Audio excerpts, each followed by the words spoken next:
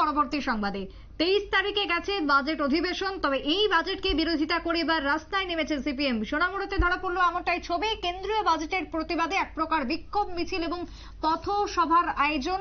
আর এই বিক্ষোভ মিছিলটির আয়োজন করা হয় বিশেষ করে সোনামুড়া মহকুমা যেখানে সিপিএম রাজ্য কমিটির পক্ষ থেকে আজকের এই আয়োজন মিছিলকে কেন্দ্র করেছিলেন সোনামুড়ার সম্পাদক মহকুমা সম্পাদক রতন সাহা থেকে শুরু করে অন্যান্যরা। কেন্দ্রীয় সরকারের এই বাজেট সম্পূর্ণ জনবিরোধী বাজেট। সাধারণ মানুষের জন্য কোনো কিছু নেই এই বাজেটে, যা রয়েছে পুঁজিপতিদের জন্য, বেকারদের জন্য কোনো ভাবা হয়নি বাজেটের মধ্যে। দেশের অবস্থা বিপজ্জনক, এমনই বেশ কিছু অভিযোগ সিপিএম এর আজকের এই বিক্ষোভ মিছিল থেকে উঠে এসেছে বাজেটের বিরুদ্ধে। সোনামুড়া থেকে কি বক্তব্য শোনাবো।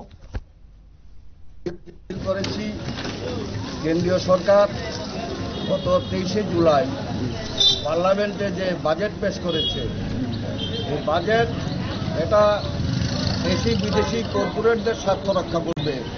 আর আমাদের দেশের যে আমজনতা, তাদের ক্ষুধা, তাদের দারিদ্র্য, তাদের বেকারি, তাদের যে মূল সমস্যাগুলো, এগুলোকে আরো বাড়িয়ে তুলবে।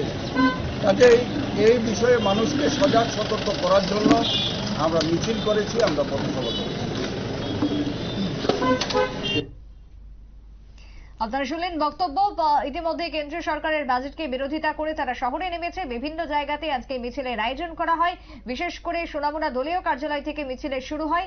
শহরের বিভিন্ন পথ পরিক্রমা করে বীরচন্দ্র চৌমুহনীতে গিয়ে পথসভা শেষ হয়। সেখানে সিপিএম এর ডাকা আজকের কর্মসূচিতে দলীয় কর্মী সমর্থকদের উপস্থিতি ছিল এক প্রকার লক্ষণীয়। তবে যেহেতু পঞ্চায়েত ভোট, তাই পঞ্চায়েত ভোটের আগে বামেদের প্রচার চলছে জোর কদমে বিভিন্ন ইস্যুকে সামনে রেখে, এমনটাই মত রাজনৈতিক মহলের। ছোট্ট বিরতির পর ফিরবো, সঙ্গে থাকুন।